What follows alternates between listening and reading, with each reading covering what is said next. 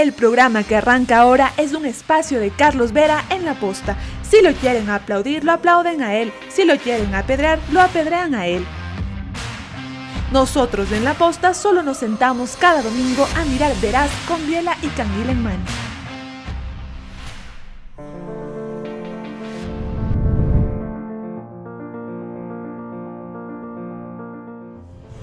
Bienvenidos a una entrevista veraz con el saliente ministro de Economía, Mauricio Pozo, quien dice que se va absolutamente satisfecho después de 7 meses, siendo funcionario de un presidente que dice que no deja la mesa servida. ¿De qué se va satisfecho? De lo que se ha hecho, de lo que se ha cumplido, de todo lo que se pudo avanzar, de todo lo que se evitó y de lo que le voy a entregar a la siguiente administración. Eso vamos a revisar en los próximos 60 minutos en esta entrevista que comienza ahora.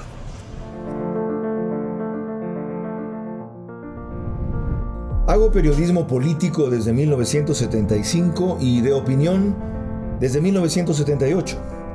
En ese género cabe ser pluralista, pero no imparcial. Mi experiencia en la búsqueda de democracia exige dejar fuera a quienes la dinamitan y criticar a quienes la construyen para que el modelo sea veraz. Respondo aquí por lo que opino. Mis invitados por lo que expresan. Nada de eso compromete o representa a este medio. Una entrevista veraz es la mejor forma de conocer la verdad. A eso los invito. Ahora. Este espacio veraz se emite gracias a Alcaldía de San Borondón, Chef Express, Banco del Pacífico, Telconet Latam, Municipio de Guayaquil.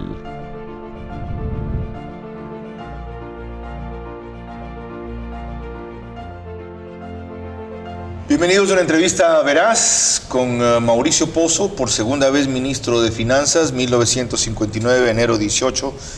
Nacido, Colegio Alemán Humboldt de Caracas, se graduó, es economista de la PUCE, a la misma universidad donde yo no terminé leyes por 3 años. Máster en Economía de la Universidad de Notre Dame. Pero más que eso, un hombre valiente, aparte de un tipo decente. Porque tomar la cartera de Economía en estas circunstancias en los últimos 7 a 8 meses para evitar que el barco zozobre y por lo menos llegue a puerto, requería valentía, pero además capacidad. Acaba él de asegurar algo que enseguida vamos a desarrollar. Antes les recuerdo que emitimos por Facebook Live y YouTube de La Posta, que estamos a través de Max TV en TV Cable, CNT, Claro TV, en radio a nivel nacional por Caravana 750 AM, regional por Diblu 88.9 FM y en Tungurahua y Cotopaxi por Extrema 92.5 FM. Concluido el programa, van a ver ustedes el link en mi cuenta @CarlosVeraReal. Señor ministro, bienvenido. ¿No es contradictorio? ¿Usted satisfecho y la mesa no servida? Creo que hay que saber leer el mensaje, Carlos. La mesa no servida no significa que no había cómo almorzar o no había cómo comer. La mesa no servida quiere decir que todavía faltan muchas cosas por hacer. El país se está recuperando, los indicadores así lo dicen, pero no es que nosotros hemos regresado a la etapa prepandemia. Todavía hay que arribar a eso, pero el camino está trazado. Si usted no desmiente al presidente. Yo entiendo que el mensaje que él brindó fue ese. Decir, señores, falta todavía por hacer, y desde ese punto de vista es el mensaje de la mesa no servida. A ver, ¿qué falta? Yo alguna vez ilustraba y decía, cuando usted va a almorzar y le invitan y tiene 3 cubiertos a la izquierda, a la derecha y 3 copas delante, ¿eso es la mesa servida? Probablemente sí. Pero también le puede poner cuchillo, tenedor, cuchara y igual puede comer. Y eso puede decir que también es la mesa servida. Entonces hay como la mesa con primer plato, segundo plato y postre. Hay que relativizar los conceptos, pero si usted empieza a desglosar qué es lo que se recibió, qué es lo que se ha hecho, cómo se van a entregar las cosas, yo diría la economía del Ecuador está mucho mejor que hace 4 años. Ninguna novedad. Y está puesta en el carril y en el norte que corresponde. Gran cosa, desde luego, yo coincido. A ver, ilustremos lo de la mesa no servida, qué significa en mi caso. Que hay las herramientas, siguiendo su ejemplo, los cubiertos, las copas, los vasos, pero no están los platos. Es decir, hay el mecanismo para servirse lo que en ese sitio le vayan a poner. Y empecemos por ahí. ¿Por qué no se pudo renegociar la deuda con China que ustedes estaban renegociando? Hay 813 millones que se renegociaron con China. ¿Y eran 1.800 pendientes? En aplazamiento de plazos y en reducción de tasas. Eso no lo hice yo, eso lo hizo el anterior ministro, pero se renegoció. Y el segundo, está firmado el convenio con DFC, que es la Corporación de Desarrollo de la Casa Blanca de los Estados Unidos, cuyo objetivo fundamental es reemplazar deuda cara por barata. Ese convenio está firmado, no es que es una idea, ya está suscrito el convenio, pero hay que instrumentalizarlo a través de los temas de monetización de activos, que hemos avanzado, pero no hemos logrado cerrar porque la información y la burocracia en el Ecuador es terrible, y eso nos ha demorado el proceso, pero está ahí. Eso lo va a cosechar un siguiente gobierno, pero no importa el gobierno, el país y el Ecuador es el que se va a beneficiar de eso. Y eso estaría destinado para reemplazar lo que nos queda de deuda bilateral más cara con la propia China, en cuyo caso se completaría el proceso. Que estamos mejor que antes no es novedad, le decía, y peor si usted es el que cogió la fase final de la gestión. Pero si es así, ¿por qué no encuentran por ninguna parte? El ministro de Trabajo sale con un pretexto, el MIES con otro, el funcionario del IES con otro, cuando lo que dijeron que es, me acuerdo Jorge Huata, lo único que faltaba era firmar proyectos de inversión, le llamaban, con el Ministerio de Economía, para cumplir una palabra del presidente, $500 por una sola vez como compensación a 570,000 desafiliados del IES. Es que no es bono, pues ese es el problema. Es una compensación. Eso dijo el del MIES, que jurídicamente no encontraban la forma. Lo que pasa es que no hay la plata. ¿Usted tiene 570 millones de dólares para esta gente? Sí. ¿De dónde? De toda la optimización del presupuesto del Estado. Nosotros, fíjese algo, Carlos, solo para que se ilustre. No se ilustre usted, sino la idea. Yo no me ofendo. Pero déjeme comentarle lo siguiente. Tranquilo. Solo el esquema de fijación de derivados de petróleo a través de la fórmula de la banda nos ha ahorrado $1.000 millones en un año. Exactamente. La optimización, ya podemos hablar de eso después. Le viene a Guillermo Lazo podemos hablar de eso después. Toda la optimización de gastos y de reducción del tamaño del gasto agregado que nos ha generado también importantes recursos nos ayuda en ese proceso. Todo eso está financiado y yo no podía decir sí a una propuesta del propio gobierno sin tener la plata. Qué alivio. Entonces nunca ha sido la plata el problema en eso, como no fue de las vacunas tampoco, Carlos. Ya. Entonces, primera cosa, ¿qué se puede hacer para que en los 15 días que quedan cumplan con esta promesa? Usted pregunta y yo también pregunto todos los días lo mismo, al interior del gobierno. Le voy a decir cuál es el tema. Yo le dije al ministro de Trabajo que por qué nos han mentido en la cara. A ver, yo no lo pondría en esos términos. Yo le diría. Yo lo puse así. No, yo le diría. Él nos mintió en la cara. Yo le diría que hubo un error de cuantificación de los temas legales y logísticos para poder pagar. Ya corrígalo, pues. Lo más importante está. Usted acaba de decir, sí está la plata, eso es categórico. Nunca fue un problema de plata. Nunca fue un problema de plata. Vamos al yo no hubiera ofrecido dar 500 si no tenía la plata. O sea, nunca iba a hacer eso. Qué bueno oír eso. Si no, usted lo hubiera impedido, decir no es viable, no es posible. No, cuando he tenido que decir no, he dicho no. Notición. La siguiente cosa. $75 millones hasta ahora se han pagado por las vacunas, 203 están financiados, faltan financiar $63 millones. 75 millones de dólares significa que se han dado como anticipos, sí, señor, a los proveedores. Correcto. Entonces, ese es el problema, pues hemos dado una lágrima. Y usted sabe lo buitres que son las farmacéuticas. No es así. Lo que pasa es que usted va entregando de acuerdo a las remesas que entrega. No es que si usted le ofrecen, le voy a dar el número, 500,000 vacunas, y le dan una remesa de 125,000 vacunas, usted va a pagar por la primera remesa a pesar de que faltan por entregar la diferencia. Entonces no es que les va a pagar por adelantado, les va entregando conforme los está ahí nuestro error, porque estos están procediendo fíjese, casi. Este caso es igual al anterior. Se asignó, se presupuestó y se reservó la liquidez para esto. Tenemos la plata, no es que no tenemos la plata. El problema ha sido de oferta, es decir, de producción, y de logística. Le voy a comentar algo. Algo más, perdón, se han contratado 20 millones de 20 dosis. millones de dosis, así es. ¿A cada una promedio de 6, 8 dólares? Es que son varias casas farmacéuticas. Y sé que varían los precios según la Y coyuntura. el margen es bien grande, o sea, es entre 4 y 20. 30, ajá, 4 y 20. O más. Entonces, no le puedo decir este rato cuánto de cada una en promedio, pero el valor es el que usted menciona.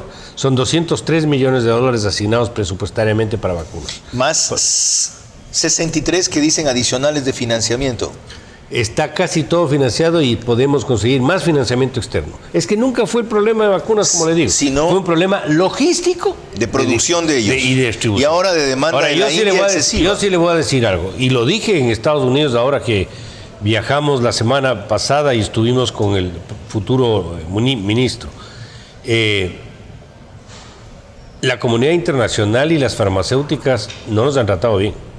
No al Ecuador, a los países pequeños en general.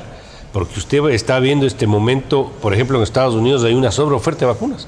Ya se empezó a generar. Tienen 60 Tanto millones así de que en la vacunas Florida por donar. es un turismo de médico para ir a vacunarse en la Florida. Tienen Entonces, 60 millones de vacunas. pero por nosotros donar. tenemos un problema terrible porque todavía tenemos una población vacunada todavía pequeña. Y porque nosotros seguimos desunidos. Entonces, sí, Porque eso actuamos individualmente. entonces yo sí creo que en eso, internacionalmente hablando, hemos sido maltratados. Ok, Y yo sí me quejé, ya no lo- porque tenían ellos la culpa, ya lo dijo sino bien. como un argumento de que sí nos merecíamos un mejor trato ante una pandemia como la que No, hemos este tenido. ha sido no solo un maltrato, ha sido una discriminación, que es mucho Sí, peor sí, todavía. es verdad. O Entonces- sea, tienes más plata, te vendo más rápido. Eso es todo. Claro. Ahora, si a mí me dicen, hay plata para pagar un salario básico mínimo en el sector del magisterio de $1,000, digo, no te va a ver. Pero ya llegamos Entonces, también a una aclaración. ahí sí es un problema de Ya, plata. Pero usted que conoce cómo son las farmacéuticas o la empresa privada o los mecanismos privados mundiales de financiamiento, hay países que les pagaron de contado todo, pues no andaban por cuentagotas. Si en algún momento nos dimos el lujo en la administración anterior de su antecesor de pagar por anticipado bonos, a pretexto de que luego vendrían 1.400 millones de dólares que nunca llegaron, peor en el momento que se dijo, ¿por qué no se le ocurrió decir usted prepago? A ver, ahí hay otro, ese es otro tema, no quisiera mezclar las cosas. Esa No, operación... perdón, es que son conceptos iguales. ¿Le pagamos anticipado? Anticipado. Es que no fue anticipado, Carlos. Ah, vaya. No fue anticipado y voy a explicar por qué. Lo que ocurría es que efectivamente había un vencimiento posterior, eso sí es verdad. Pero ¿por qué se paga antes de eso? Porque si no se hacía eso, no se podía cerrar el convenio con el que se estaba negociando, que eran los tenedores de bonos. Claro. ¿Por qué? Porque se iba a dar un tratamiento discriminatorio. Ajá. Y como esa operación fue una operación cara, que yo lo dije en su momento, porque estaba garantizando con bonos y con oro, si no se hacía eso, había el riesgo de perder el oro. Y ya no quiero solo imaginarme lo que hubiera pasado si perdíamos el oro. Ya, supongamos que está justificado. Entonces, si por aquí si esa no se razón prepagaban tenían las que vacunas, se corría el riesgo de perder vidas. Y se perdieron vidas. Pero en el caso de las vacunas, cuando se inició el proceso, había un problema de oferta mucho más grande, mucho más grande. A una farmacéutica Cierto. grande, no es Hace lo mismo, 6 meses no era igual es que lo ahora. mismo un país como Estados Unidos que diga, tengo 320 millones de personas que necesitan vacunarse, y asome el Ecuador para decir, tengo 17 millones. Estamos jodidos. Esos ¿A usted son temas complicados. ¿A usted le ha dado COVID, Mauricio? No, pero he estado cerca porque a mi esposa le dio y he estado, ¿Y mi usted hijo no le se dio contagió? y no me contagié. ¿Cómo se cuida? Bueno, Aparte de todas estas la cosas. mascarilla, ¿no? Esto, distancia. La distancia, bueno, ahora ya estoy lavamanos, vacunado, ahorita ya se estoy vacunó. vacunado. ¿Algún otro tratamiento alternativo desde jengibre, limón, No, hasta nada. ozono, vaporización? Vitamina C que tomo bastante, hago deporte, ¿Qué deporte hace? camino bastante, hago pesas, hago un poco de bicicleta y otro de ejercicio de Ok. brazo. Le va a tocar hacer bicicleta para una cuestión. Bueno. Como dicen financieramente. Le voy a explicar para qué es. Usted dijo que el 24 de mayo todo el mundo va a quedar al día. Es más, ha anticipado, y esto por una preocupación de Juan Carlos Holguín, que estaba preocupado de los sueldos de mayo, sea lo primero que tenemos que pagar. No, que ustedes dejan pagado abril y mayo y que quede el financiamiento Abril para ya pagar. pagamos, Ya. abril ya Y pagamos. que queda pagado mayo. Y vamos a pagar mayo, lo que estamos viendo es si pagamos mayo con los que nos vamos del 24 al 24 o pagamos a ese sector al 30, pero vamos a dejar pagado mayo. Y dijo algo más, que queda financiado el pago de junio. que quedan, están haciendo un crédito para que quedan abiertas las puertas para financiamiento que permite pagar junio y los siguientes meses. Esos son 900 millones de dólares más. Depende hasta dónde quieran llegar. Eso va a depender y además depende de la negociación con el propio Fondo Monetario. Depende hasta dónde quieran llegar quiénes. El nuevo gobierno. ¿Cómo que tienen que llegar a pagar lo que mensualmente toca en sí, sueldos? pero lo que digo es que si ellos van a replantear las metas con el fondo, el desembolso de los 400 millones que debió recibirse ahora en mayo-junio puede ser que se postergue. Pero claro que van a replantearla, ya lo anunciaron. Bueno, eso va a diferir el desembolso del fondo y por lo tanto van a necesitar un crédito puente, llamemos así, para poder cubrir necesidades hasta que esa plata entre. Yo personalmente, yo creo que no va a ser crédito puente, yo creo que va a ser otro crédito más. Aquí, pero ese es otro tema que podemos hablar. Aquí miles podemos hablar. Y es una pena que solo sea una vez, una hora. Aquí entramos en un problema ya de fondo. ¿Cuándo el Ecuador deja de salir de este ciclo de abrir un hueco para tapar otro? Hay un programa económico que tiene una trayectoria de deuda donde la meta para que esto crezca, se estabilice y empiece a decrecer está puesto para el año 2032. Eso está puesto en el programa. 2032 sería el momento en que podamos arribar a una relación del 40% del PIB como deuda. Ahora es 60% y más. Ahora es 63% en lo que es el concepto de deuda agregada, así es. Si se sigue ese programa. Si se sigue el programa económico. Pregunta, si usted abandona el programa, olvídese. Esto requiere medidas drásticas, para no hablar de shock, por parte de Guillermo Lasso, aprovechando su popularidad y la fuerza con que entra, o eso arruina ese plan. No, bueno, en el manejo del programa económico y de la política económica hay que ser perseverante y hay que ser persistente. El gobierno entrante tiene que no solamente continuar, sino profundizar en algunas áreas. Pero eso no quiere decir que imponga acciones draconianas contrarias al interés social. No digo eso. Pero sí tiene que entrar a aprobar una reforma tributaria, una reforma laboral, una reforma pensional, una revisión arancelaria, un tema del mercado de capitales. 5 áreas que les vamos a dejar bastante avanzado en esas reformas para que lo analicen. Enseguida las vamos a examinar. Las deja avanzadas. La promesa de él fue, por lo menos, debatirlas en 3: tributaria, laboral y de seguridad social. ¿Por qué no lo hizo? Y lo otro, si algo ha sido Guillermo Lasso, es perseverante y persistente.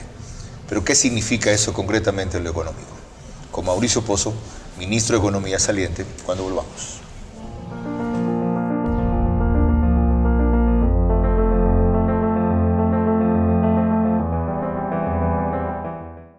Tus tarjetas Pacificard, débito y crédito cuentan con tecnología contactless que te acerca a lo que te gusta sin contacto para que compres de manera rápida y segura en establecimientos como comida rápida, boutiques, tecnología, electrodomésticos, restaurantes y más. Pacificard, historias que vivir. Banco del Pacífico.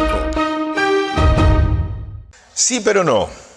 No medidas de shock, tampoco draconianas. Pero ser persistente y perseverante en un programa que el 2032 nos pondría ya en un declive de deuda, tal punto que solo compromete el 40% y no el 63% como ahora. Enseguida la traducción.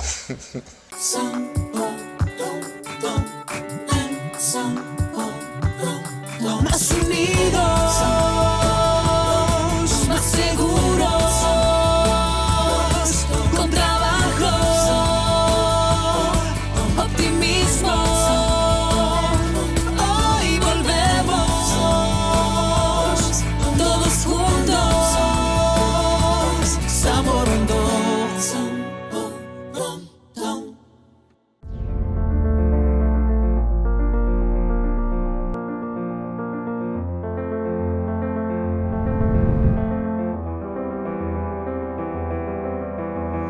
Proseguimos esta entrevista veraz e indispensable con el economista Mauricio Pozo, ministro de Economía saliente.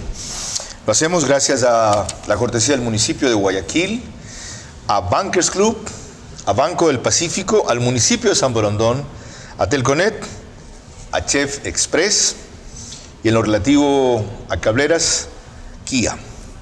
¿Qué pasó? Kia es una transnacional, cuya subsidiaria es representada aquí por el Grupo El Juri. Mi sentido pésame a todos sus familiares, amigos, trabajadores, y en especial a Juan Pablo El Juri por la muerte de su padre, Juan Gabriel El Juri, un dínamo del crecimiento de Cuenca y un generador de miles de empleos en el Ecuador. Que haya paz en su tumba. Mauricio, economista, perdón por el abuso de confianza. Persistir y perseverar en ese plan económico que queda trazado significa qué no hacer y qué sí hacer. Persistir y perseverar significa mantener el orden de las cuentas públicas. Mantenerse en una línea, en una dirección. Pero eso no es suficiente.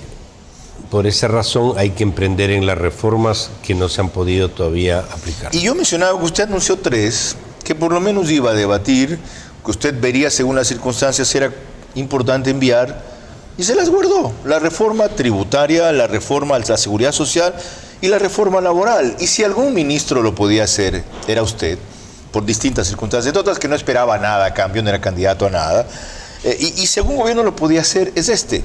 ¿Por qué es tan afectada su popularidad que le da igual un punto más o un punto menos? Y a cambio atreverse a proponer cosas que nadie quiere hacer. Porque en cambio cuando venga un gobierno popular, no, Mauricio, fíjate, lo que estamos, vamos a perder popularidad. ¿Cuándo se debate entonces lo serio? La verdad es que nunca hay momento óptimo para anunciar una reforma de esa, y eso estoy de acuerdo. Nunca voy a encontrar el momento ideal para el anuncio, eso es verdad. Pero hay ciertos márgenes sobre los cuales uno tiene que actuar. Este trabajo es un trabajo donde han participado algunas personas, inclusive técnicos de afuera, sobre todo en el tema tributario, sobre todo en el tema pensional, por ejemplo. ¿Usted me explicó la composición del equipo multidisciplinario en eso? Por ejemplo, en el tema pensional estuvo trabajando 2 técnicos del Banco Mundial, uno de ellos de Augusto de la Torre, que es ecuatoriano y que todos ¿Conocía lo conocen. nuestra realidad? Ajá. Ya, él ha sido uno de los técnicos que participó en ese trabajo. Hemos pedido asesoría en el campo laboral al Banco Mundial también. Para el otro tema, que tiene que ver con mercado de capitales, también hemos pedido asesoramiento. Entonces, estos trabajos no dependen solamente de lo que nosotros interiormente hagamos, sino que lo que nos vayan entregando de afuera. ¿Debe retomarle este gobierno? Es que es una necesidad para el Ecuador. ¿Se le ha dicho usted a su sucesor, a Simón Cueva? Sí, por supuesto. Y él está consciente y es más, está de acuerdo con lo que le estoy mencionando. Eso se va a continuar. Ahora bien, ¿qué es lo que ocurre? Como se demoró un poco y empezó el proceso electoral, entrar a hablar de temas tributarios o de seguridad social. Usted ya sabía eso. Usted supo eso en octubre, noviembre. Que sí sabía, pero mi objetivo era antes del proceso empezar a discutir. ¿Y por qué no le dio el tiempo? Porque, como le digo, participan algunos actores, no solamente de potestad mía. ¿Por qué han hecho otras cosas? ¿Por qué el presidente no vetó esa ley de educación que tiene una serie de beneficios para los maestros no financiados? Ese es otro animal, por ponerlo entre comillas, que hay que Pero que dependía bien de usted de que lo veten. Usted, señor presidente, vete esto. Nosotros tuvimos una posición sobre eso, Carlos, y hay un informe, es más, tengo una copia del documento por aquí. Estoy al tanto. Nosotros opinamos de que eso era contraproducente y que no era favorable y que no debíamos dar paso. Es peor que eso, es inconstitucional, no tiene financiamiento. Desde el punto de vista económico, desde el punto de vista constitucional, es absolutamente ilegal proponer ¿Y qué hicieron con su opinión en Carondelet? Lo que ocurrió es lo siguiente, pero le voy a contar para que le vea el contexto sobre el cual ocurrió. Esta aprobación vencía el día 10 de abril. ¿Qué fue el 10 de abril? La el día anterior de la elección. Entonces, ¿qué es lo que pasaba? Estaban esperando que el presidente vete y eso habría dado lugar a que se produzca, porque estaba preparado, una reacción de sectores del magisterio contra el gobierno que podía generar un problema para el proceso electoral. O sea, no era tan simple la cosa como uno lo puede ver. 1, 2, los señores asambleístas. El timing fue hecho con maldad entonces por parte de la asamblea, eso no es casual. Bueno, esto fue preparado, no es que es así en el aire. No es casual. Entonces, ¿qué es lo que pasa? En la asamblea, todos los asambleístas, con excepción de 4 o 5 que se abstuvieron, votaron a favor. Entonces, claro, todo el mundo votó a favor y le voto el muerto al presidente para que él sea el único malo de la película. Entendido. Que aparezca como que yo estoy en contra del magisterio. Ahí salvaron ustedes un valor superior. Ya ves, cuando la cosa se explica se entiende. Puedo no coincidir, pero ser un imbécil si no logro entender. El problema era ese. Entonces, entiendo. Entonces, con esto, ahora ya están planteadas una o dos demandas de inconstitucionalidad, porque es inconstitucional. Y yo no estoy en contra de que ganen más, eso es bueno aclarar también. El problema es que no se financie lo adicional. Pero punto. yo no puedo pagar algo que no tengo. Ahora, lo otro, ustedes no se han opuesto a esta ley que se acaba de aprobar recién, por la cual el efecto más importante es que a los GATS el IVA ya no se los retiene, sino que se los deducen directamente ellos. A ver, le voy a dar un poco la interpretación que creo que hay que dar. Si usted tiene presupuestado la entrega inmediata de los recursos porque tiene una liquidez fiscal grande, eso tendría un impacto en caja y no tendría un impacto financiero, que se llama. Ahora esto tiene un impacto financiero y de caja. No tiene ninguno, porque Sí, lo que lo retiene, los GATS ya no tienen que mandárselo a ustedes. No, es que no es de ese Se lo problema. quedan ellos, punto. Es que no es ese el problema. El problema no es ese.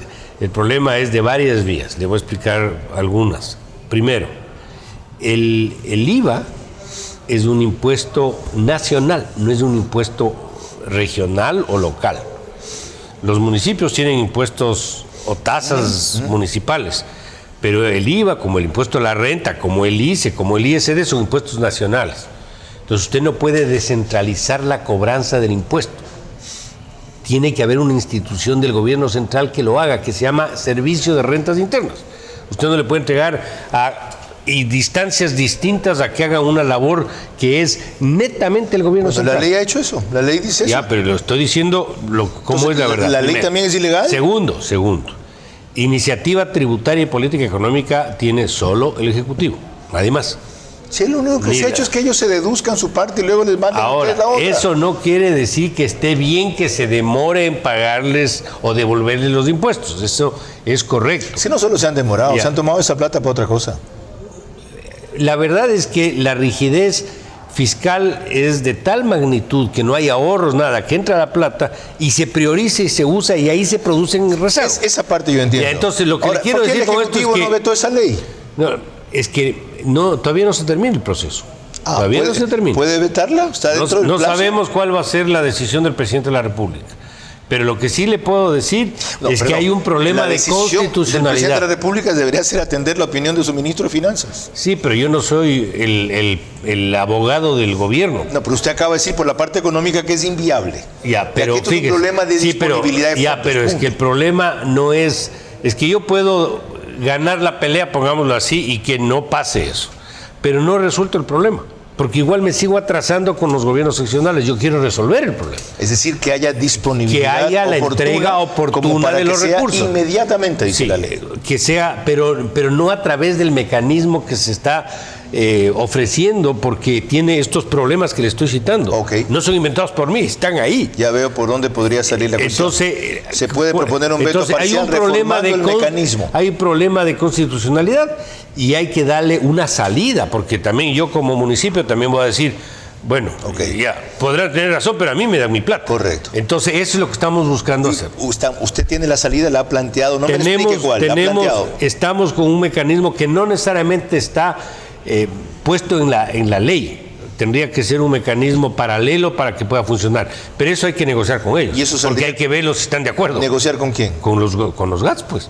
Para ver si están de acuerdo con el mecanismo que queremos nosotros ofrecer. Y por lo para tanto no lo alcanzan de hacer para lo hasta que el le 24 interesa de al mayo. GATS es que le den la plata. Y no lo alcanza a hacer hasta el 24 de mayo. Y entonces estamos viendo qué podemos No les lograr. interesa que les den la plata. Ustedes se la terminan dando, pero a la larga que los terminan asfixiando. Lo que les Pero interesa no es que quieren les den, que como les la ley demos, dice, pero no inmediatamente. Claro, pero no quieren que les demos tarde. Y desde ese punto de vista tienen su propia razón. Ok. Pero tenemos estos otros ingredientes que acabo de explicar. Ya. En su última comparecencia, en su única comparecencia, y aquí algo pasó con estas brujerías, entonces yo voy a acudir a la otra que para mí es más familiar. En el programa de TC, de Vera a su manera, Carla Larrea Falconi le planteó...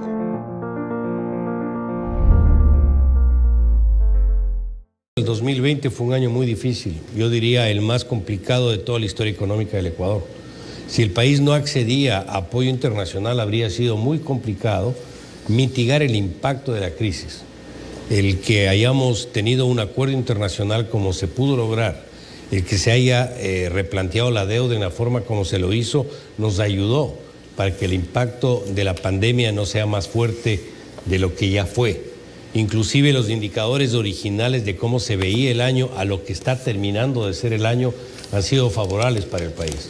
Y creo que hay que continuar en esa línea, así que no hay necesariamente que atribuirle a la dolarización, hay que atribuirle al manejo bueno o malo que ha tenido la economía y lo que tiene que hacerse hacia adelante.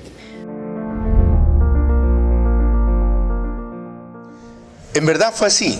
Estaba previsto un decrecimiento de menos 11. Creo que el Ecuador decreció menos 7. 7.8. ¿Cuál es su proyección para este año tras eso si se mantienen las políticas que ustedes han aprobado? Aproximadamente 3%. ¿De crecimiento? De crecimiento este año. Eso parte del menos 7 del año pasado. Correcto. O sea que sigue siendo con relación a la medición original menos 4, más o menos. O pongámoslo en dólares.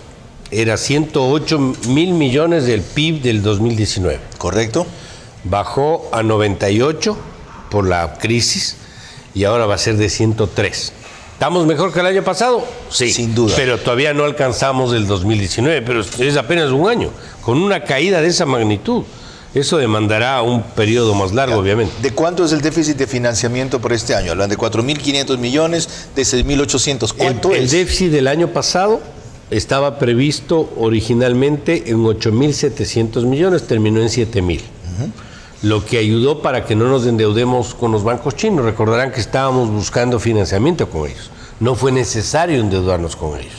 ¿Producto de qué? Del orden fiscal, de todo el manejo que se pudo hacer.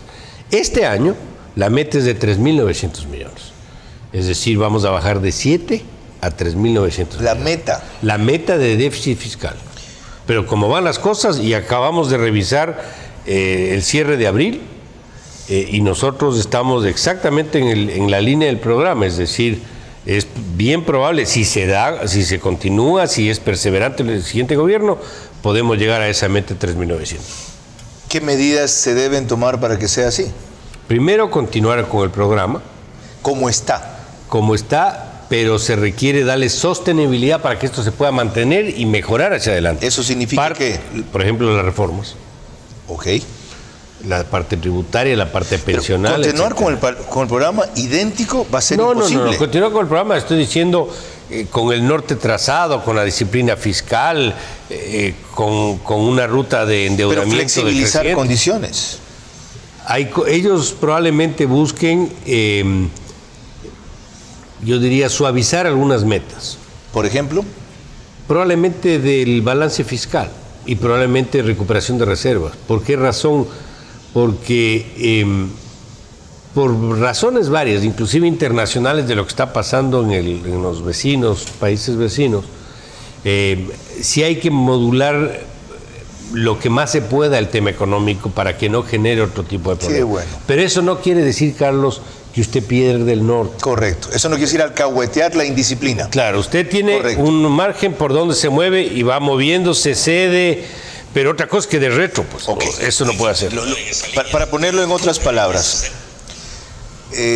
no cometer las barbaridades de Iván Duque, ¿sí? Una reforma tributaria de esa proporción que afectaba más al 73% y menos al 27%, pero tampoco dejar de hacerlo en circunstancias como la pandemia, ni dejar de mantener el barco a flote porque se viene un barco pirata al lado. Esa sea la traducción, o sea, no caer en la alcahuetería de que porque nos van a desestabilizar si hacemos lo mínimo correcto, no dejemos de hacer lo correcto. Ahora, las líneas ahí son muy finas, pero los márgenes, el ministro de Economía saliente los ha mostrado muy claro. Con más volvemos enseguida.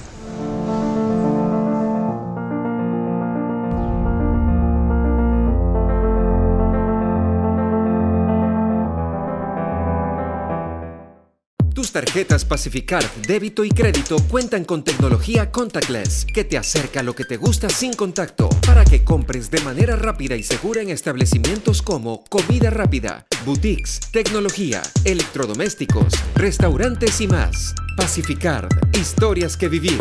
Banco del Pacífico.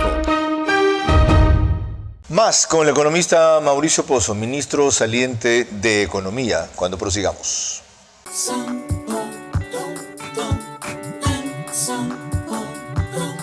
Más unidos, más seguros, con trabajo, optimismo. Hoy volvemos, todos juntos, Samborondón.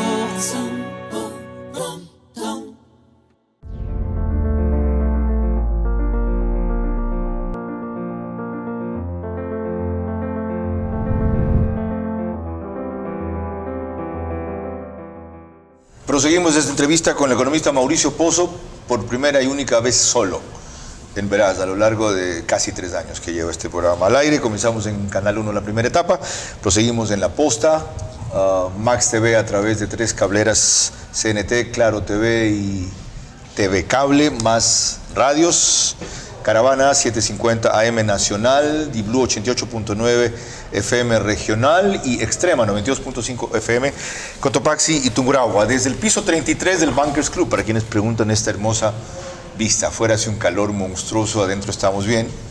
El piso 33 del Bankers Club. Salió la ley de defensa de la valorización que usted tanto impulsó. ¿Y a usted le molestó que se hayan incrementado de 3 a 5 los miembros de las 2 juntas? Porque ahí pusieron a la academia y porque ahí pusieron al sector público. ¿Eso no volvía mucho más balanceado ese directorio? Bueno, no subió sino bajó, porque el proyecto original era de 5 miembros en cada una de las ¿No era de 3 en cada una? No, de 5. ¿Y lo han subido a 5? No, quedó en 3. Ah. Quedó en 3, bajó. Ok. Nosotros propusimos 5, no por un capricho ni nada, sino porque la experiencia internacional nos decía que en otros bancos centrales el número adecuado por temas que tratan, por capacidad de diálogo interior, por especialidad de los participantes, etcétera, debía ser 5. Pero bueno, tomó la decisión la asamblea de que no sean 5, sino 3. Como alguien decía, lo perfecto es enemigo de lo bueno. 5. ¿En que no sea 5, sino quedó en 3. Entonces, ¿ustedes propusieron cuántos originalmente? 5. Ah, ok, ya entiendo. Y quedó en 3. Yo tenía el dato al revés. Pero, pero el problema es otro. Que de la forma en que ustedes pusieron las condiciones para esos miembros, todos venían del sector privado. Y en el sector privado, ¿con quiénes están comprometidos? Con los bancos privados, que van a ser uno de los principales entes regulados. No es tanto así, Carlos, no es tanto así, fíjese. Usted no puede poner el director del Banco Central al primero que pase caminando por la calle. Yo no he dicho eso. Ya, tiene que buscar un perfil para esa persona. Ese perfil significa una persona que tenga conocimientos de temas económicos, de temas financieros, que haya pasado por la banca privada o haya pasado por la banca pública no es per se malo. ¿Quién ha dicho que es malo? Por si acaso. Pero normalmente, normalmente no tienen una visión crítica de esos sectores. No, depende. Están comprometidos en su trayectoria. Pero yo no estoy diciendo que le saque del banco y le ponga en el Banco Central, pues. Que haya tenido experiencia, que es otra cosa. Que haya trabajado, que es otra cosa. ¿Eso desvía el objetivo principal? No desvía, y por ¿Se eso, lo consiguió? Por eso es que el presidente de la República le mandó al registro oficial, puso el ejecútese y mandó el registro oficial a la ley. A propósito de esto.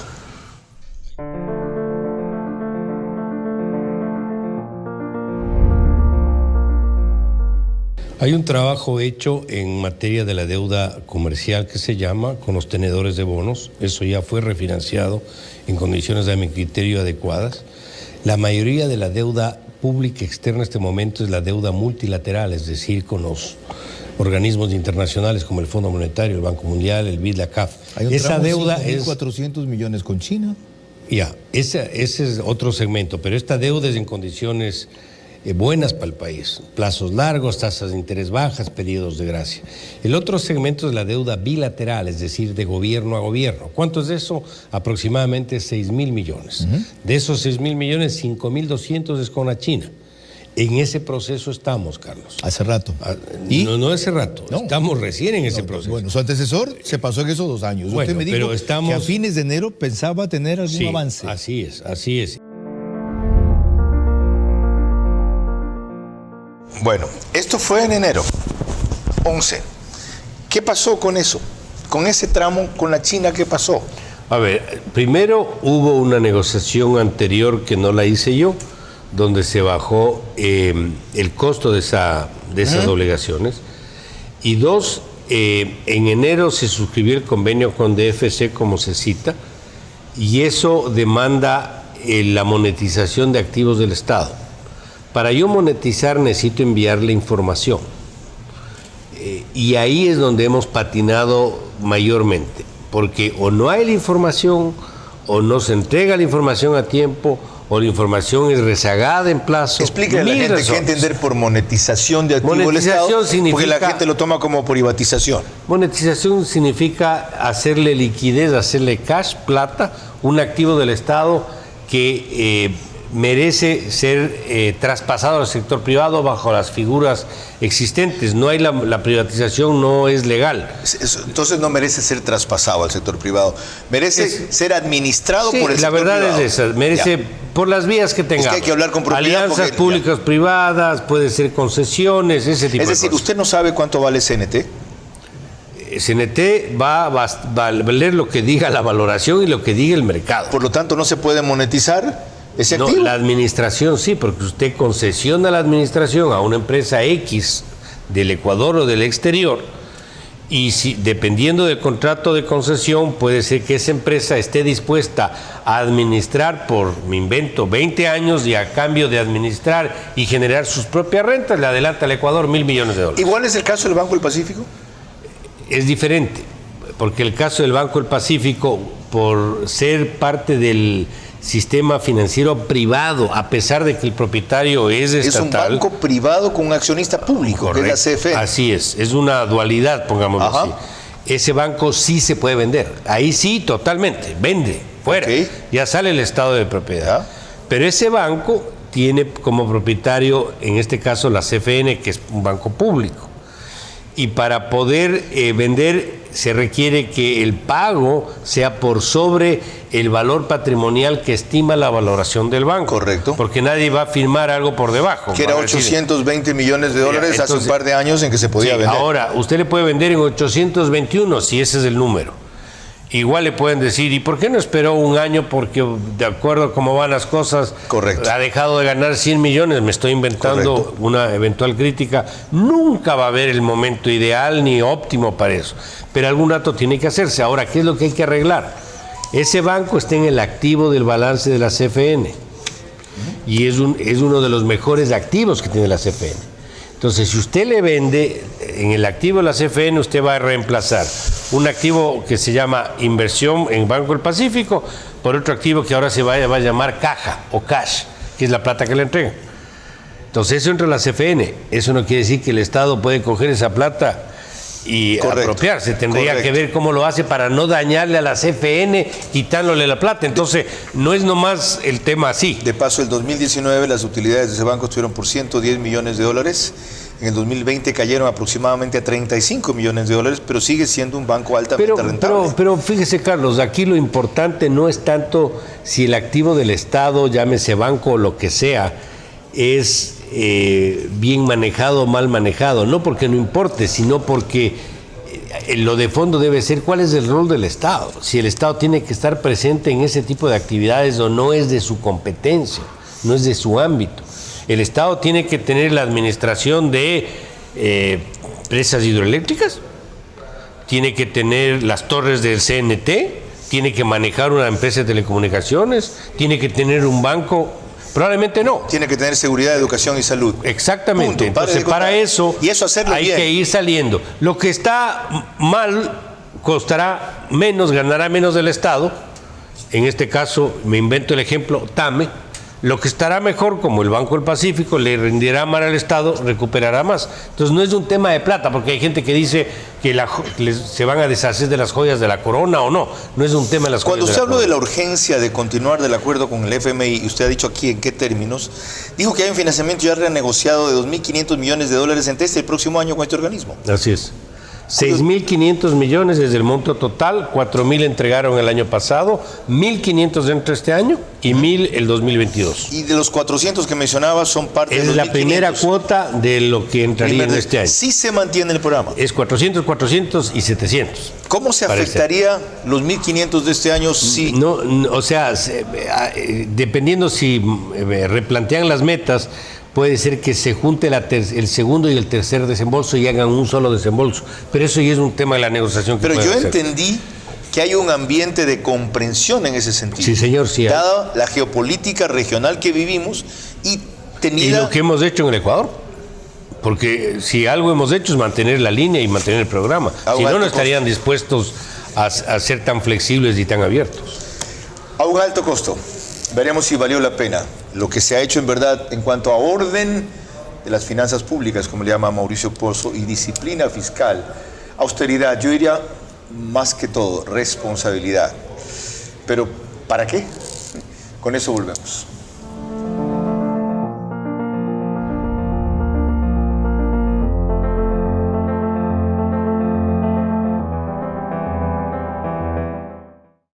Cuando no respetas el distanciamiento, alguien muere. Usar mascarillas salva vidas. Que no sea tu culpa. Alcaldía de Guayaquil. Porque un ministro racional, cuando el BIES toma una decisión racional, le pide una irracionalidad. Dejarla sin efecto porque no es el mejor ambiente para hacerlo. Van a ver al volver.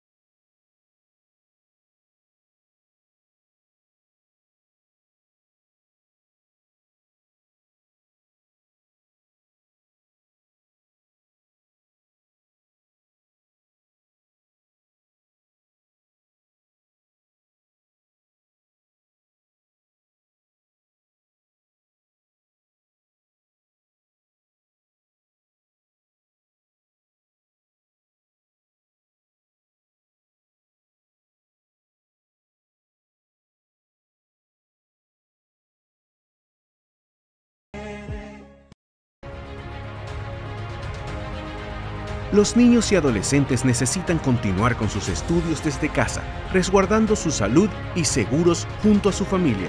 Es por esto que hemos implementado más de 1.700 nuevos puntos de Internet Wi-Fi gratuitos para su uso y disponible las 24 horas del día. Lograremos salir adelante durante estos tiempos difíciles. Telconet Latam. Somos más.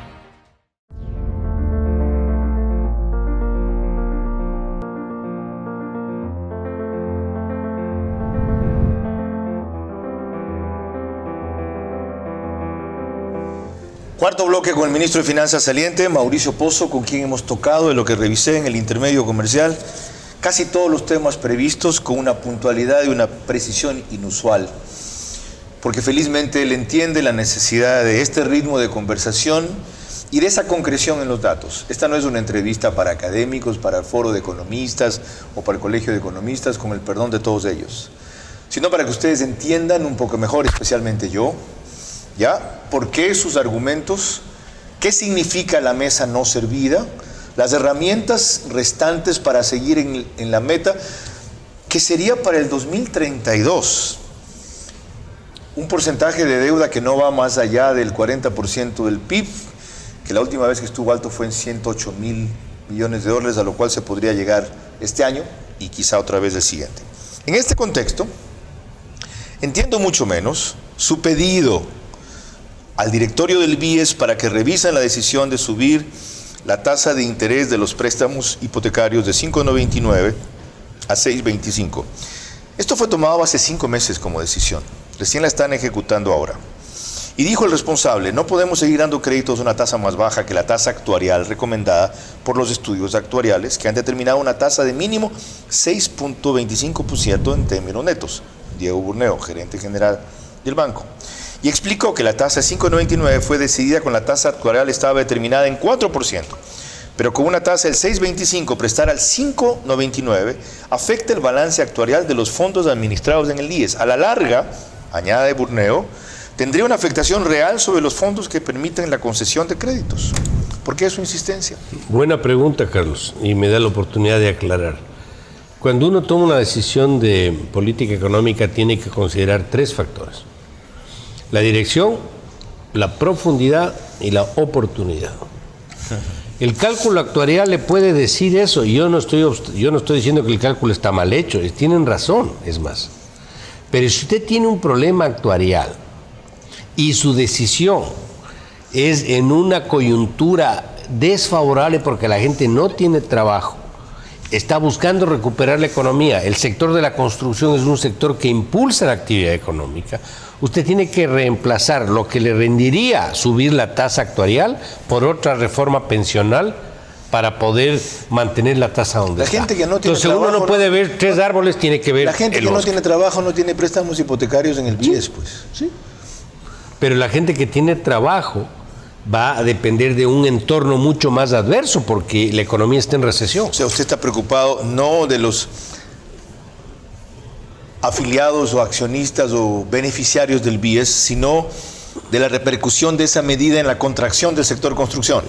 De toda la economía. O sea, si esa es mi responsabilidad, yo no tengo que solamente ver si el señor que construye le va a ir mal o le va a ir bien, sino cómo le afecta o no a la economía. O sea, la dirección es correcta, la profundidad también, la oportunidad es pésima. Es pésima, porque yo tengo que ver en ese momento qué es lo que ocurre en el entorno. Pues es como usted que quiera cobrar impuestos en un momento que la gente no está ganando nada. Pues. Quizá la coyuntura sea favorable en 6 meses. Ahora, yo no obstaculizo el cálculo actuarial, eso no es el tema de discusión. Qué bueno que usted lo aclara. Pero hay que ver el bosque, no hay que ver 3 árboles. Usted no difiere con el diagnóstico, usted difiere con el cirujano que dice operemos en este rato. No, recuperemos un poquito al paciente. Exactamente, exactamente. ¿Qué pasa si no le hacen caso? Bueno, hay que tomar otras decisiones. Recuerde, esta es una decisión que habrá que revisar en su momento. Pero nosotros hemos hecho un planteamiento mucho más integral del tema de la seguridad social. Yo he sugerido al directorio porque es una institución autónoma, yo no me quiero meter, a pesar de que tengo presencia ahí en el directorio, pero no me quiero meter en la autonomía y la independencia. ¿A usted no le gusta lo que ha hecho el BIES por su lado? O sea, ese tipo de decisión... Ha gestionado financiamiento externo por cerca de 1.500 millones de dólares. A ver, ¿cuál es al margen de lo que usted hace? Lo que pasa en esto, Carlos, es que precisamente por ser una institución que funciona con una dualidad legal donde es público el seguro, pero los fondos que maneja no son del fisco, son de la gente. Correcto. De los afiliados. Los afiliados. Y el IES ha sido toda su vida una entidad superavitaria. Le ha prestado plata al Estado, a los gobiernos. Y ahora ese mismo IES, sin la infraestructura técnica suficiente, va a buscar financiamiento para convertirse en un JP Morgan o un Goldman Sachs. Yo creo que todo a su ritmo.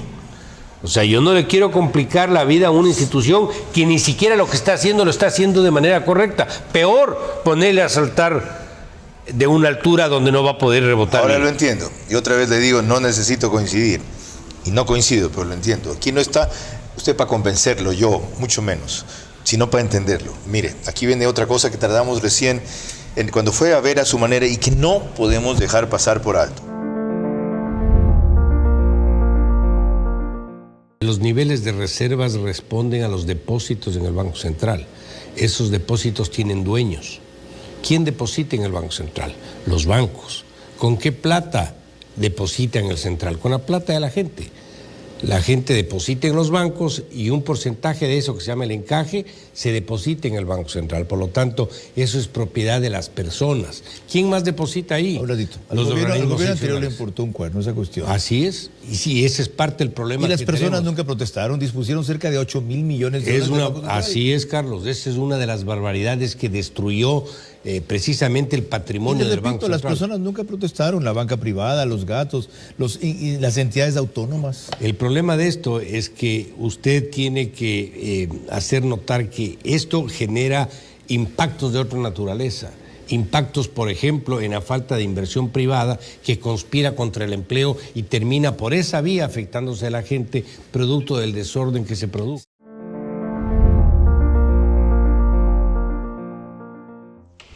Ok. Y yo le preguntaba a la gerente del Banco Central cuánto tiempo tardaría más o menos en recuperarse el nivel de reservas que tuvo el Banco Central y dijo que cerca de 10 años. Cuando le pregunté a usted por qué no los enjuicia, dijo que no le corresponde. El gran problema de la gente que dispone de esos fondos o saquea esos fondos y luego restituye parte de los fondos con papeles que no valen lo mismo si usted los quiere redimir en efectivo, es que nunca nadie los hace responsables de nada. Y por lo tanto, cualquier rato, por error o por mala fe, van a volver al saqueo. ¿Quién va a sentar un precedente con esto del Banco Central, más allá del blindaje que ustedes han puesto por la ley? Ok, a futuro, por ahora, resuelto el tema. ¿Y? La ley establece un mecanismo a través del cual hasta el 2025 usted tiene que cubrir el desfase que tenemos en este momento, resultado de esa operación de prestarle plata al gobierno. Es decir, no es que está abierto, ya hay una fecha sobre el cual hay que cubrir todos los pasivos del Banco Central con las reservas internacionales. Eso está puesto en la ley, es parte de los beneficios de la ley. ¿Cuánto es ese desfase ahorita? 6.600 millones. Tiene que irse gradualmente reduciendo hasta que sea una relación de 1 a 1 y todos sepan que cada dólar que está depositado en el central tiene un dólar de respaldo de reservas. ¿Y el perjuicio que usted mismo me dijo allí que esto ha causado? Pero es que lo que usted está viendo ahí es un problema que se ha acumulado a lo largo de los años. ¿Sabe quién fue el presidente que dispuso eso?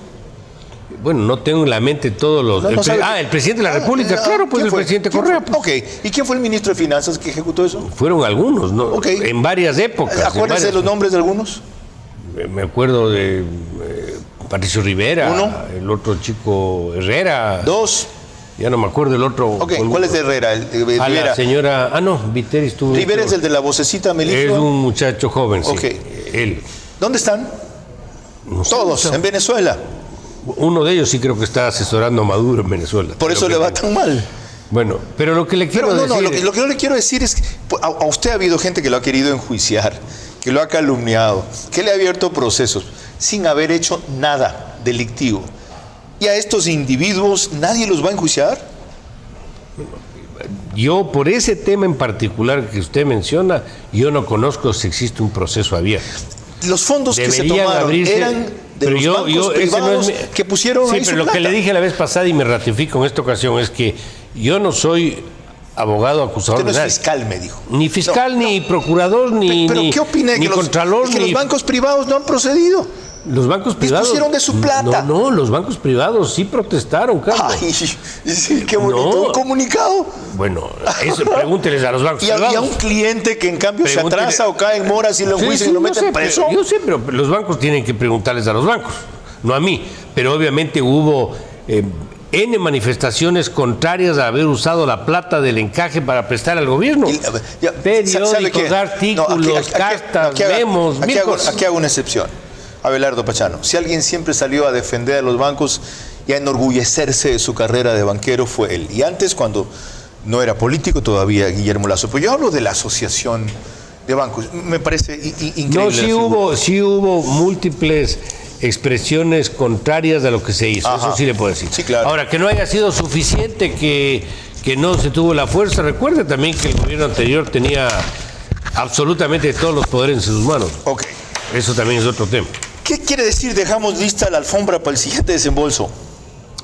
Bueno, es una ilustración en el sentido de que en la semana anterior estuve en la ciudad de Washington, estuve con el próximo ministro, nos reunimos con el Fondo Monetario, el Banco Mundial, el BID y el Tesoro Americano y la posición de ellos ha sido una posición muy abierta, muy flexible.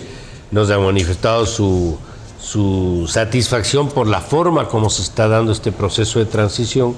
Y yo a esa manera de ordenadamente entregar la labor que se ha hecho, yo le he dicho que es alfombra roja. Desembolso significa los 400 millones de los 1.500 que deben venir este año. El caso del fondo, solo del fondo. Solo de él.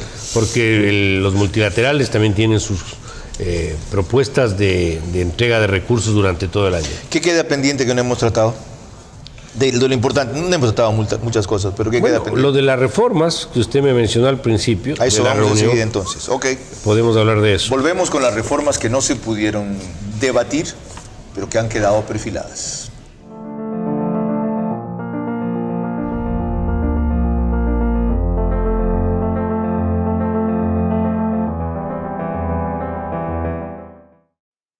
Cuando no usas mascarilla, alguien muere. Usar mascarillas salva vidas. Que no sea tu culpa. Alcaldía de Guayaquil. Las reformas no tratadas, pero preparadas, y algo más pendiente sobre la ley de defensa de la dolarización. En la última parte de la entrevista con Mauricio Pozo.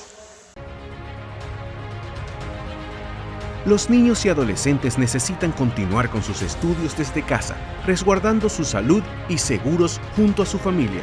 Es por esto que hemos implementado más de 1.700 nuevos puntos de Internet Wi-Fi gratuitos para su uso y disponible las 24 horas del día. Lograremos salir adelante durante estos tiempos difíciles. Telconet Latam. Somos más.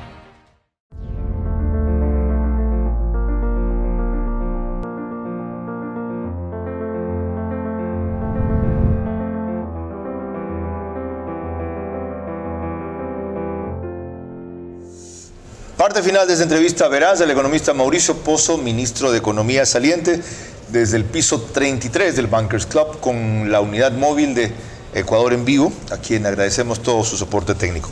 Me decía usted en la pausa que había un tema de la ley de dolarización que había quedado intocado. ¿Cuál y por qué? Lo perfecto es enemigo de lo bueno. Se hicieron algunos cambios y ahí teníamos nosotros la opción de entrar a vetar parcialmente la ley o dejarla para la aprobación, y optamos por esa vía. Yo le recomendé eso al presidente, él aceptó la propuesta y envió al registro oficial, aprobada la ley. ¿Por qué hago esta referencia? Porque esa ley fue vetada 2 veces antes, Carlos. Y yo tenía opiniones de colegas y de gente del gobierno también, de que por qué soy tan testarudo y sigo con el tema de la ley. Porque si me archivaban la ley, tenían que esperar 1 año para volverla a presentar. Y dije, no, esta ley necesita el país y yo voy a hacer lo que el país necesita. Y finalmente se aprobó. No perfecta, porque no es perfecta la ley. Usted lo dijo bien. Ya, y finalmente lo perfecto es enemigo de lo bueno. Claro, y por eso, ¿por qué hago esta referencia? Para decir que en el transcurso de la gestión del siguiente gobierno se van a encontrar con múltiples momentos donde tengan que escoger qué hacer. Y la perseverancia, que es una demostración en la ley de defensa de la dolarización, es fundamental para alcanzar las metas. Ya, aclarado eso. ¿Qué queda como legado de las reformas que con esos equipos multidisciplinarios ustedes han perfilado, pero que por las circunstancias que explicó no pudieron debatir o tratar públicamente? Por ejemplo, en seguridad social, ¿qué es lo fundamental? Se hizo un diagnóstico del tema pensional. No hemos abordado el tema salud, que ese es otro problema. Solo el pensional. Solo el pensional. Pero ahí está claramente identificado dónde están los cuellos de botella, los problemas. Eso estamos trabajando para dejar una especie de proyecto de ley, para que eso sea ahí sí socializado, discutido, analizado y ojalá aprobado. Y todo pasa por subir los aportes. No. Que el patrono aporte más del 11% y el trabajador más del 9%. No, hay de todo ahí atrás, Carlos. Por aumentar el tiempo de jubilación, 5 años más. Le voy a dar varias vías. La mayoría de los países, por ejemplo, utiliza que los años para referencia a la jubilación no sean los 5 mejores. Algunos utilizan todo el periodo. Otros utilizan 20 años. Lo cierto es que los 5 mejores casi en excepción. Ok. No estoy diciendo que extienda, solamente estoy diciendo Deja el problema. usted una reforma con alternativas, no es unidireccional.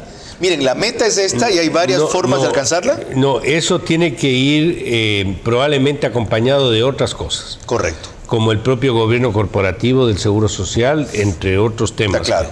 Si no es integral, no funciona. Exactamente. Deme una pista en lo laboral. ¿Cuál es la clave allí? Un país que no tiene ahorros, que tiene una economía dolarizada, donde no puede usted defenderse de un choque externo devaluando como lo han hecho los otros países, no puede tener un sector laboral rígido, tiene que tener un sector laboral flexible. La ley de apoyo humanitario buscó, aunque sea de manera temporal, flexibilizar algo esa rigidez. Pero el Ecuador necesita algo permanente y la ley busca eso. Ya, flexibilizar. Entonces, se han identificado temas donde se deben abordar cambios importantes. Flexibilizar sin precarizar, ¿es Exactamente, posible? pero ¿Es por posible? supuesto. Si eso más bien cuida el trabajo, porque se vuelve mucho menos oneroso contratar. Más bien cuida la estabilidad laboral. Y en lo tributario, ¿por dónde va lo fundamental? Simplificar, reducir las distorsiones que se tienen, eliminar algunos impuestos que son nocivos y no generan prácticamente nada, revisar algunos otros, buscar ampliaciones de la base de contribución, es decir, hay muchas exenciones que se pueden también eliminar entre los principales objetivos que puede perseguir la ley. Fíjese que no mencionó ajustar a los grandes evasores de impuestos. Eso está dentro de la ampliación de la base. Es que usted no necesita, usted para recaudar Ampliar más... la base es que más gente tribute. Exactamente. Pero no que los que deben tributar paguen lo justo. Incluye que eso. se pasan en juicios toda la vida y al final les condonan los intereses. Pero fíjese algo, hay que ser justos en esto.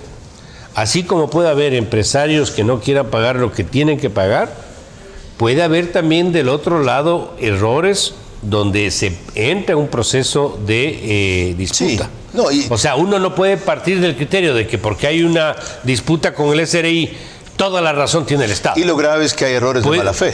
O sea, puede haber de todo. No, yo le puedo dar algunos. O sea, persigan ese grupo y se inventan. Yo lo que le les puedo da la dar gana. ejemplos, no quiero particularizar, pero ejemplos no de ahora, pero de años atrás, donde se lastimaron el dedo y le amputaron el brazo. O sea, se les ha ido la mano también, Carlos. Hay una declaración que no entiendo. Después de lo que usted ha dicho aquí, Mauricio Pozo o Moreno heredará a Lazo más de 1.100 millones en atrasos. ¿A qué se refiere? Si todo el mundo va a quedar pagado. Todos los periodos de gobierno tienen cuentas por cancelar. Es imposible. Todos los días entran facturas y se ¿Pero pagan a cuáles facturas. cuentas se refieren? Los que pueden ser considerados atrasos, que son obligaciones. Aquí hablan de 552 millones de transferencias corrientes del Estado. A ver, hay al cierre del año pasado, diciembre de 2020, 1.210 millones en atrasos. La mayoría del sector público, 350 millones aproximadamente sector privado. ¿Okay? Eso era de 3.600 en septiembre pasado, Carlos. Disminuyó casi. Era bastante menos. Ya, esa cifra, un poco menos, va a ser la que entreguemos en el gobierno.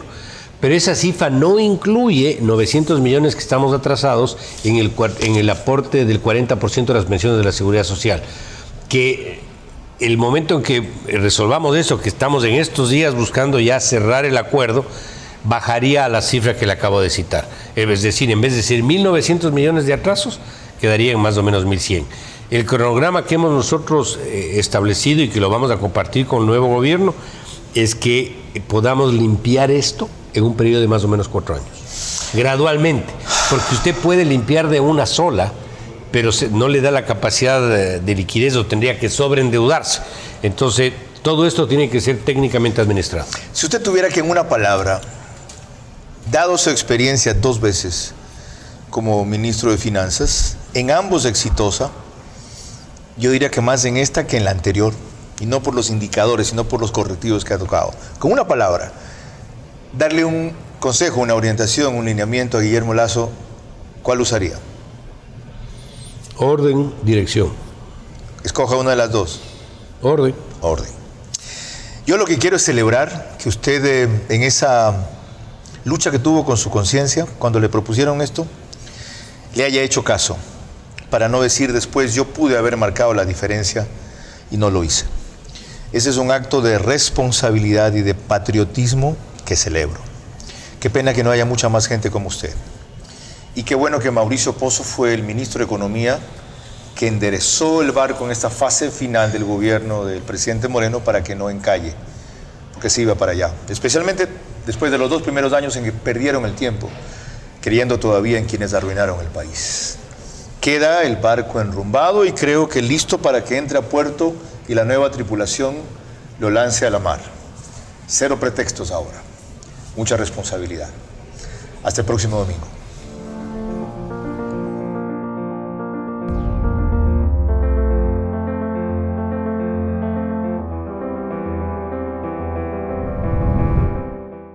Transmisión simultánea, Max TV Online, Grupo Caravana 750 AM, T-Blue 88.9 FM, Radio Extrema 92.5 FM en Tungurahua y Cotopaxi.